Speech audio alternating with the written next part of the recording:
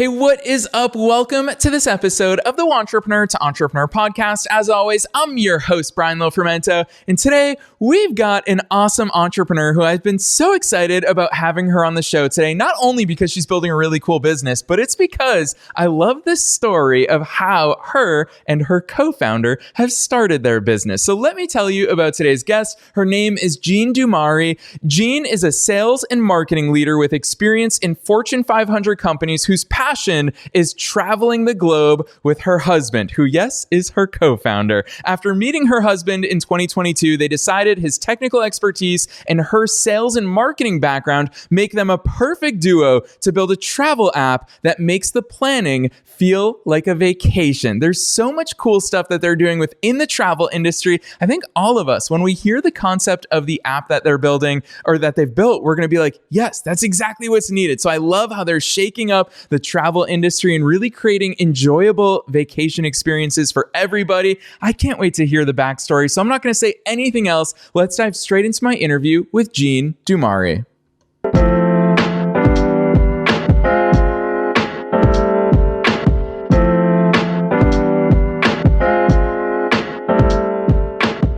All right, Jeanne, I'm so excited that you're here today, all the way from California. Welcome to the show. Thanks. It's a pleasure to be here. I'm excited. Heck yeah. Obviously, listeners heard me tease a little bit about how cool I think your business is. I love the fact that you've co-founded it with your husband. Take us beyond the bio, though. You've got such a really cool career background that has given you these tangible skills to start your business. Share with listeners your background and how the heck you ended up doing these cool things that you're up to today. Sure. It's quite a journey. I started out life as a high school history teacher back in Chicago. I was working part-time at TGI Fridays. I'm sure that is a callback for many of us. And really got into in-store training, new store openings, and a friend was moving out to California and said, "Do you want to come with me?" And I blinked and said, "Yes, absolutely." So packed up everything at 21, moved out to California, got really excited with corporate training, moved to a company called Executrain, which was all about teaching Microsoft products like Word and PowerPoint and Excel before anybody knew how to use those products. I didn't know how to use those products, but I knew how to read an instruction manual and I knew how to run through the exercises. And I'm pretty dynamic up in front of a group of people. And so started my life in corporate training. And from there, just moved from different tech companies in Silicon Valley and really got into sales and marketing training, which is where I've spent most of my career. And what I love about sales enablement and sales training is you really get an opportunity to understand the full scope of a business, from how leads are generated, what warm leads are, how a lead gets converted to an opportunity, how an opportunity becomes an account, and then how that account gets handed off to a customer success team for implementation and post-success and post-sale, and then how you have to keep those customers happy so they don't churn off of your platform or your software. And so having that breadth of knowledge, I think, is really what has led me to where I am today, the CEO and founder of Bon Voyage, but really excited to be able to take all of the lessons that I've learned throughout many different corporations and apply them into the role that I have today. Yeah, I love that overview, especially because I remember what it was like to be a young entrepreneur listening to so many of these types of podcast episodes thinking, well, yeah, your entire career set you up for this. But I know the harsh reality is that it set you up with those skills, but it still felt like a crazy idea to you at the time. So obviously having that idea versus starting it, two totally different things. Take us to that day where you looked back and you realized, wait, I've got the skills. Your husband also has the other skills that you need, to actually saying, let's do this thing. Yeah, so great. Last year, actually right around this time, right at Christmas time, my adorable, lovely husband was doing this gift giving idea of the 12 days of Christmas. And so each morning I'd wake up and there'd be a little gift on my bedside table. And the gift was a clue in terms of what the big reveal was going to be on December 25th. And so I was writing these clues down and texting with my friends and making this list, right? And of course I was like, I think it's a trip we're we're going to, Santa Barbara. And he's like, there's more to it. There's more planning involved. Like, just give it a chance, 12 days. And so after 12 days on Christmas morning, I was like, all right, here is what I think is happening. And so I was like, we're going to go to Santa Barbara and we're going to stay at this hotel and we're going to eat at this restaurant and do this wine tasting and do this hike and this, that, and the other. And he was like, wow, she just planned our whole entire trip for me. Like, this is amazing. And then he went to execute on it and was like, hey, hun, when you plan our trips, is there this much work involved? And I was like, yes, hun, it's a lot of effort. Like, not just am I flying or am I taking a train or am I driving or which hotel, but actually, how do you logically plan a day that makes sense in terms of what do we do in the morning? Where do we go after that? Can we walk there? Do we have to get an Uber there? I was like, there's a lot to it. And he's like, there has to be an app that does this. And I'm like, if there was an app that does this, I'd be using it all the time. And he was like, let me look. And so he's researching and researching and researching. And then comes to me and is like, hun, this doesn't exist. I said, I know. And he was like, we could build this. And I was like, what do you mean we could build this? And he was like, I have experience with startups. I've started 2 or 3 of them myself. I know AI. I know computer science. I know programming. And he's like, we both love travel. We both know the pain behind really planning a trip that's unique to us, that feels personal to us. And he was like, you have all the skills that we need for this business. And I was like, I just do sales enablement. No, I don't have any skills. And he was like, yes, think about it. And then I was like, wow, actually, I know how to build a sales team. I know how to train a sales team. I know what it takes to hire a sales team. I know marketing. I know product marketing. I know how to do digital marketing. I worked at Facebook. And he was like, I think with you being the CEO, having a female CEO, and he's like, my technical background, I really think we can make something great here.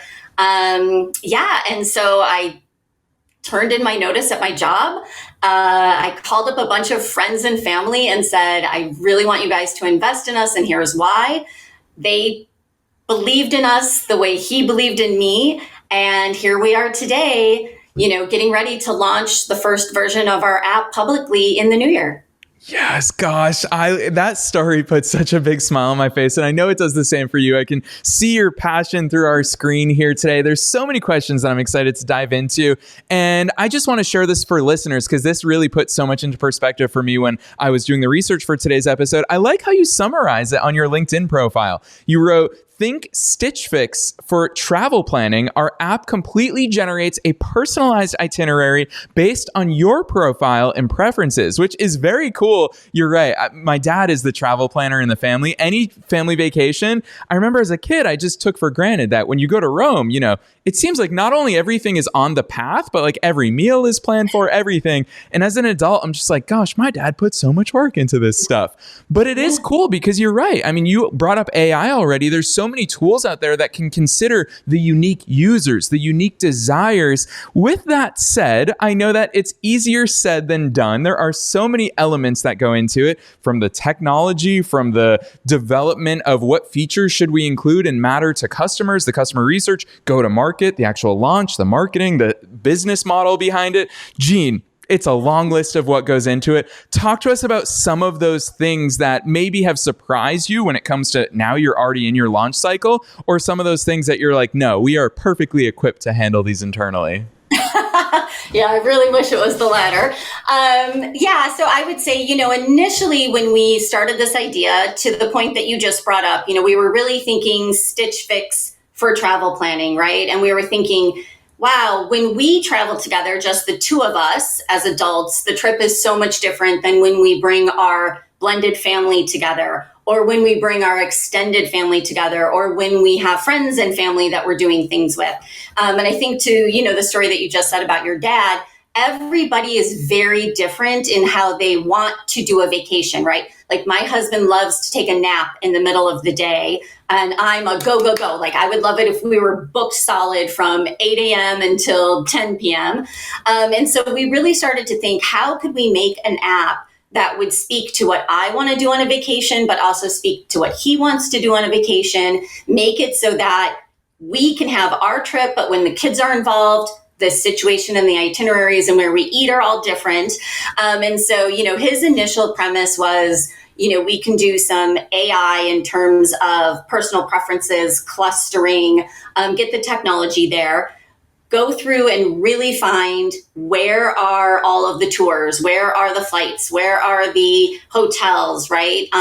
Luckily for us, because the travel industry and travel agents are still so big and popular as our online travel agencies, there's always a commission involved if your site is booking a hotel or booking an airline or booking a tour activity. But we wanted to really make sure that it was personalized. And so I think one of the big things that's been a struggle for us is really getting enough data in order to create that personalization, which all AI experts, my husband is always like, don't worry about this part. Don't worry about this part. It's going to come. It's going to come.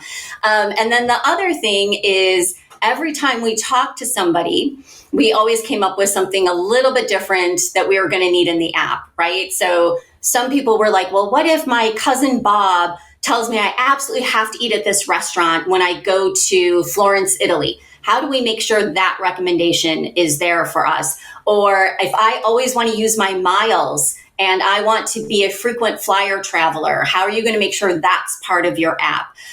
Or, hey, I only travel once a year, but when I go, I want to go to the same exact location every single time. So how do we make sure that when I'm in that exact same location, I'm doing something different, right? So lots of feedback and lots of nuanced differences that people have recommended to us. So now we have a very long feature list and very long roadmap. And then I think the second thing was quickly we realized that this was really beyond personalized travel planning. What we quickly realized was, one, that people wanted to also be able to use this for work travel, right? There's this concept of bleisure, right, where it's business and leisure travel. I travel a lot in the jobs that I've had. There's always a little fun element or a little personal element. So how do we involve that? And then ultimately what we realized is the tourism industry as a whole has really, truly been impacted since COVID, but also is something that is impacted, whether it's from natural disasters or turns in economy and things like that. So really what we want to do is help the tourism industry, whether it's solving for over tourism or under tourism, or really just helping to promote those locales that really need to bring tourism back to their areas after COVID. And so ultimately what we want is this personalized travel app for an individual, travel app that can be used at a company level. So even if it's like team offsites or sales kickoffs or, team event planning, and then a tourism engine in the background that's actually taking all of this data that our AI models will have and being able to truly serve up the right advertisement to the right traveler at the right time for the right location that really either needs people to come travel to it, or maybe is saying, hey, don't come in the summer because everybody comes here in the summer. And this is having such a huge impact on us, from an environment perspective. So really going from this one small concept to this much larger concept in the last 6 months has been a huge shift in our thinking, but something that we're also really excited about. Yeah, gosh, I love that overview because, Jeanne, it really speaks to your strength as a leader, as the CEO of your business, to really break down all of these different parts. It's what I was really hoping you'd paint the picture of for listeners here today. Is we always hear about, oh, this app is launching, without thinking about the millions of decisions that go behind that. And along those lines, one thing that I really love about the fact that we're talking about your app-based business here today is it's exactly that. It's a business. And I've started to, it's been a theme of our content here in the podcast, is that if you want to have a sustainable podcast, we didn't get to 750 plus episodes by mistake. You have to have business operations behind it. So Jeanne, with your CEO hat on, I'd love for you to talk to us about the business of the app. A lot of people, they always ask the questions of like, what's your business model? Who are your customers? Share some insights into your thinking there. Yeah, so the business model is pretty straightforward. We want to make sure that for the individual, it's a free app that people can use that will really be specific and personal to them. Again, Stitch Fix for travel, right? So they'll be able to come in, create their personal profile, and then based on where they want to go, when they want to go, what they're interested in, we'll completely plan an itinerary that's logical, mapped, and then you can do all of the booking through our back end. Now that booking through the back end will give us a commission. So we'll be earning, say 10 to 15% on hotel, flights, tourism, travel activities, and things like that.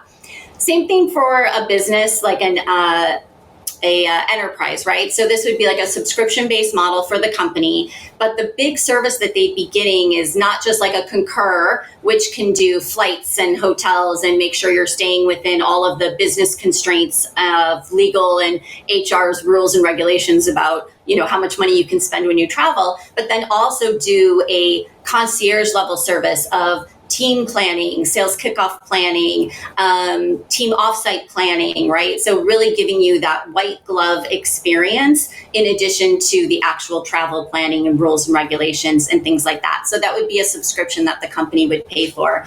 Then what we want is to have a model where tourism, right? Hotels, countries, tourism boards, tour operators, right, can advertise on our platform, knowing that this goes beyond a Facebook advertising or an Instagram advertising, because this is actually people who are wanting to travel. We know their data, we know their preferences, we know their personalization, so that these tourism boards, these hotels, these tourist operators can come in and advertise on our platform for a minor fee, but really get the right ad to the right person at the right time when they're traveling, when the country wants them to travel. And so there'd be spend coming in from that revenue stream, the subscription service coming in from the enterprise, and then the commission that we'd be making when people use the app for free.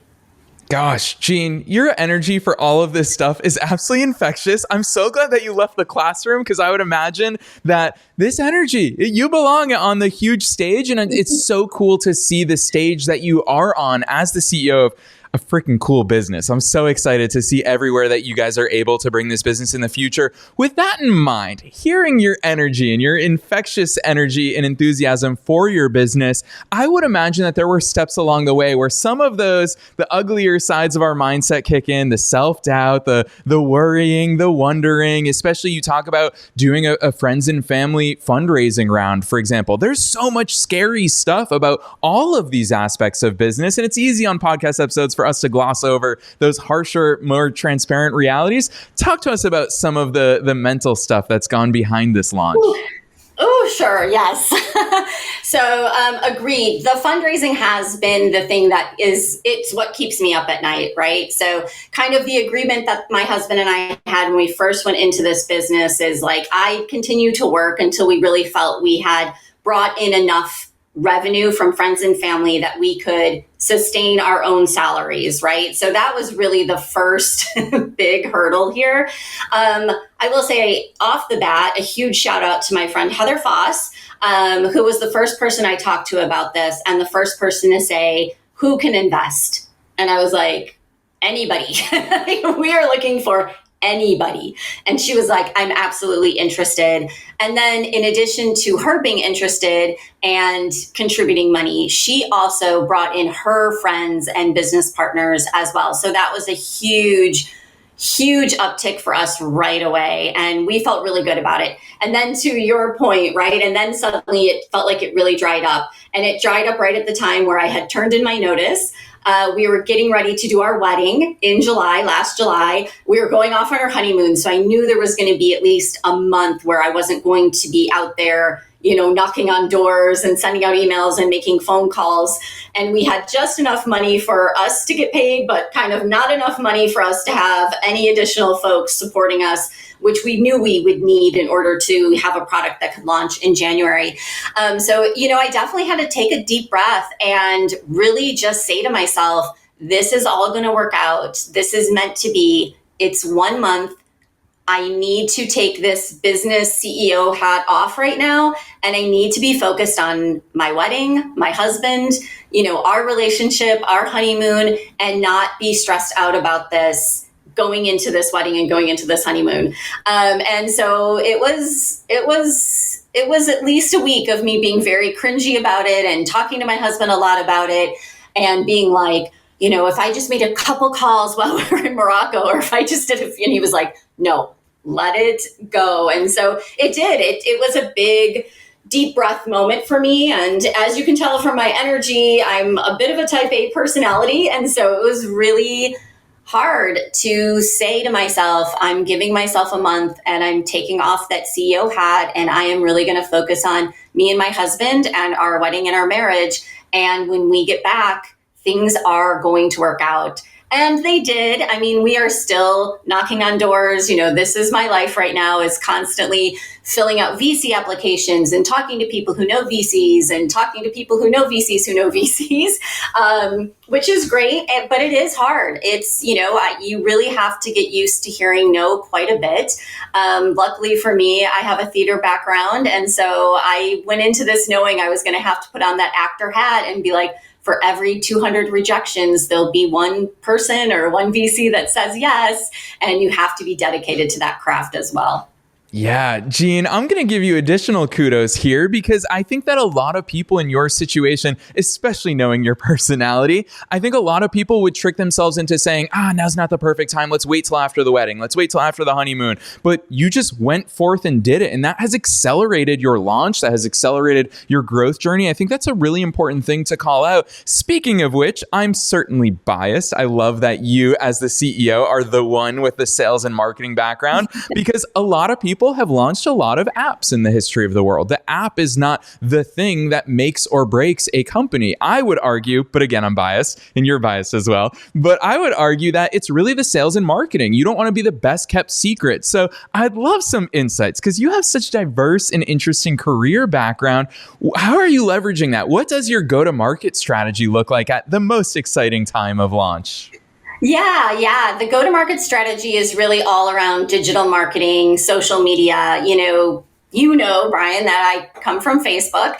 I spent about 4 years there. And when I was at Facebook, my team was building all of the education content and help center content to enable anybody to be able to advertise on the Facebook and Instagram platform. And so I'm really leveraging that experience and that knowledge.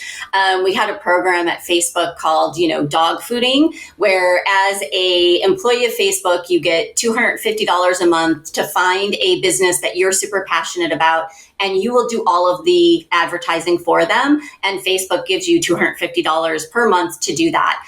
And so I'm really leveraging that experience that I had when I was helping small businesses in my time there to really take our app to market. And so there's a lot of video content, there's a lot of pictorial content, there's a lot of marketing content that goes into that. And I would say, thankfully, my experience being an instructional designer and sales enablement, I know that 80% of the work is doing the content up front, having a content calendar, having a strategy for what's going to go out when, being able to leverage the Facebook platform as well as the Instagram platform in terms of targeting the right candidates and making sure we're getting to, the right person at the right time through our ad spend and through their algorithm. But also knowing that none of that is impactful without actual experimentation and testing. So also planning for a lot of A/B testing. Little things make such a big difference when it comes to advertising content. Color is a big difference. Font is a big difference. Verbiage is a big difference. And so really taking the time now while we're waiting for our big launch in January to make sure we're doing all of that experimentation and testing so that when we do launch in January, we'll know I'll know, me and the mouse in my pocket, we'll know that we've done thorough experimentation and testing as well as planning and building out of the contents so that we're ready to go and it's well-informed and data-driven. Yes, listeners, you see this in real time. Jeanne is showing us the amount of strategy and intention that is going into this launch. It's so important for all of us entrepreneurs. People always say about entrepreneurs that we jump off the cliff and we build the parachute on the way down, but so much of it is that strategy, that intention that separates the successful companies from the unsuccessful ones. I want to switch gears a little bit and ask you about this, switching off of our favorite topic of marketing, and that is an acronym that we all hear, MVP, the minimum viable product. product. And speaking about how I respect and admire and love that you didn't wait for other life circumstances to line up, let's talk about the actual app itself, because this episode is airing here in February. So we are in the new year, such an exciting time, not only for all of us entrepreneurs, but especially for your app launch. What's been your thought process alongside your co-founder and husband of here's where the app needs to be for us to launch? Because a lot of people, that's where perfectionism will kick in. Yeah, this is absolutely where my husband would say, thank God for Jeanne, because he's constantly coding and fixing bugs and looking at things and being like, but it could be better. It could be better. It could be better. And so we had an agreement with each other, speaking of our honeymoon and our wedding and taking our time off. But part of that was me knowing that in September, now that we had investors, that we would have a minimal viable product that we could send to our investors to start some private beta testing. And so, we came back from our honeymoon in August. And actually the honeymoon, as much as I hate to say this, we talked about business a lot, but we were traveling and it was impossible not to talk about business while we were traveling, especially in a country like Morocco, because so much became apparent to us while we were there that we really wanted to have influenced within our app, but also being strategic to your point and not making that part of the minimum viable product. So some things that him and I agreed to from the start was, I wanted to say that we could launch in all of Europe when we had a minimal viable product. What we've agreed to now is we're going to launch knowing that people can travel to France. And we chose France because my husband is from France, and we really wanted to pick a location that we knew we could test outside of the AI testing, right? We wanted to know that if the AI came back with something, we would know whether or not that was absolutely accurate or inaccurate. So France as a minimal viable product became really important to us. The booking became a new element to us that we weren't expecting to have scale back on. But a lot of the APIs for these commission bookings aren't very robust. And so initially we were like, we're going to do commissions for hotels and tours and airlines. And what we've since realized is that with our MVP, we're going to do hotel bookings only out the gate. And then a few other things like, we weren't anticipating budget as being something that we would have to focus on. But since we give people the opportunity to put in what they want their budget to be within their profile, we suddenly realized that a really amazing feature would be if the app could actually track your budget spend as you were choosing and adding things to your itinerary. And that way then people would know right off the bat whether or not they're staying within their budget or whether they've exceeded their budget before they actually go through the booking. And we thought that would be a really important feature for people to have right out of the gate and a really big, unique differentiator. And then I think the other thing that was really important to us is a lot of people out there right now are building apps that are based off of ChatGPT. And so it comes back with something that looks very real and very logical, but when you actually go to map it, it absolutely is not something that could be done in a day or that even makes sense. It might have you going to, one side of a country and then the other side of a country within the same day. And you're like, wait, that's not even humanly possible to do in a day. So we wanted to make sure that the mapping functionality was there and really worked out well so that when these itineraries were being planned by the AI modeling, the mapping made sense and was really logical as a unique differentiator to us. And then the booking part, which I've mentioned, but that's also a unique differentiator to us in terms of people who are building like a ChatGPT itinerary, because a ChatGPT can't do booking, but ours can. So in terms of minimal viable products, we've gone back and forth a lot. We've had some scope creep, but then we've also had some scope reduction, which I think is really important.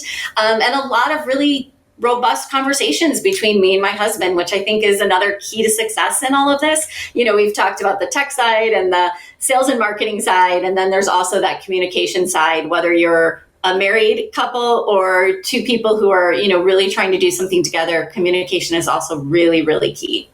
Yeah, gosh, Jeanne, there's so much that I love about all of these insights that you share with us. And I knew that time would be running short here today. I also knew that I really loved your business, but the more you talk about it, the more I'm just like, this is so cool. Please just become the biggest app that we all know in the travel space, because this is so freaking cool. I'm personally very excited to start using it. With that in mind, we do have a limited time here today, but I'm not going to let you go just yet, because I do think it's an interesting vantage point that you just brought up, which is obviously starting and launching and growing a business with your spouse. Because I always joke with people, business partners that I have in different businesses in my portfolio, I always joke with people where I'm like, yeah, I'm married to Mark because he's my business partner. Whether obviously it doesn't have anything to do with romantic relationships, but that is a very deep relationship that requires so much communication. You have the added complexity of you're actually married. Talk to us about those dynamics. Yeah, this was another big thing for us when we started talking to investors, right? Because our investors were friends and family who know us, and they knew us as we met each other. They knew us as an engaged couple, and then they knew us as people who were engaged, who were starting a business, right?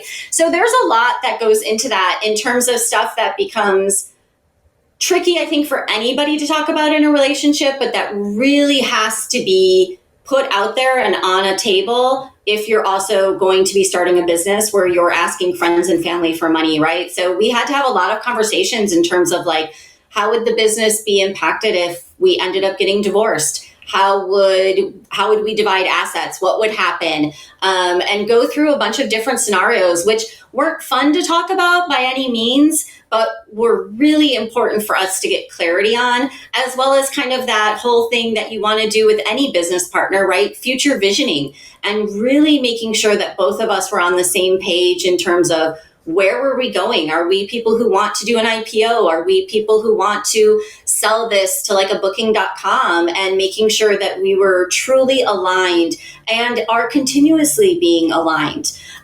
So I think being really willing to have those hard conversations was really important. I was glad that we had investors who brought those questions to us right up front, because it really forced our hand to have those conversations.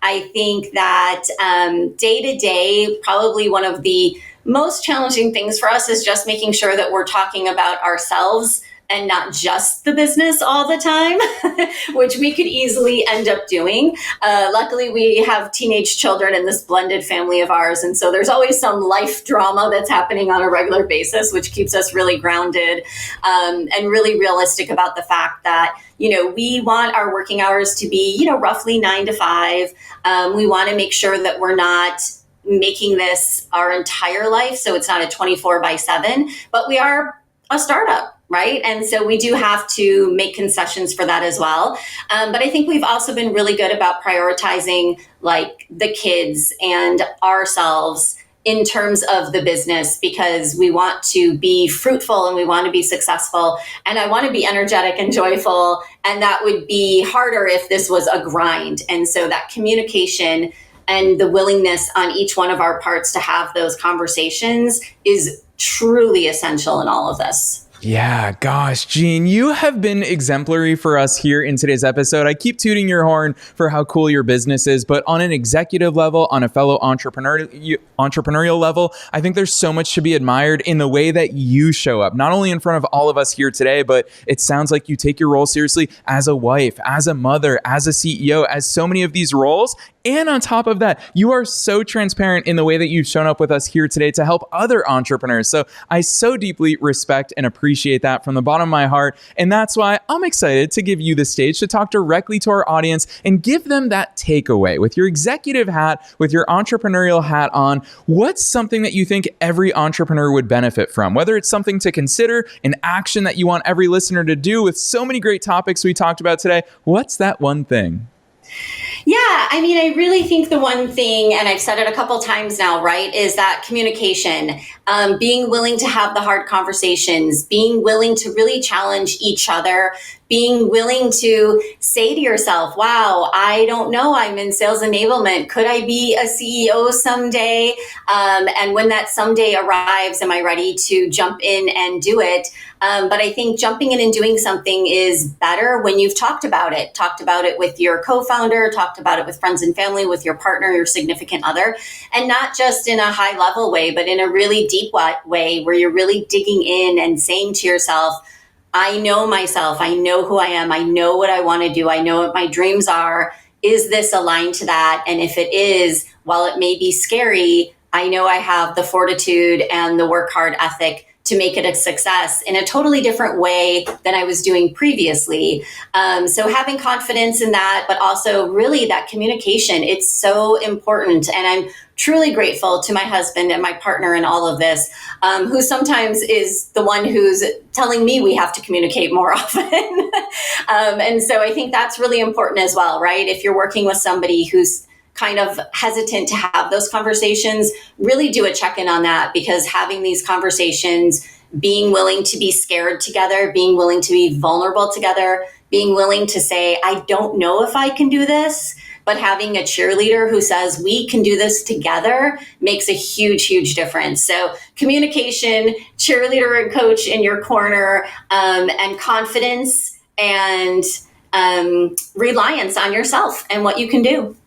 Boom. Listeners, Jeanne is dropping the real stuff on us here today in this episode. I knew that she'd be bringing the heat for all of us here today. I love this advice that you're dropping on listeners here today, Jeanne. With that said, I'm obviously very keen to check out all the amazing things that you're doing with your app. So if listeners want to follow along with your own growth journey as you step into more and more into your own CEO role, and of course about Bon Voyage, drop those links on us. Where should listeners go from here?